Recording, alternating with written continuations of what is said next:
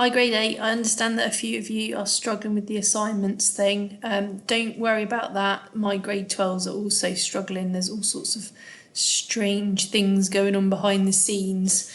If you can't upload to the assignment, inside the files tab up here, look, in lesson 1, I've put student assignment submission folder. All you need to do is just click on there.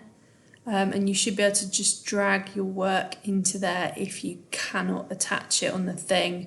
Make sure you've labelled it with your name, your teacher's name, and if you have included any photos of your wonderful diagrams and stuff, you can pop those in there as well.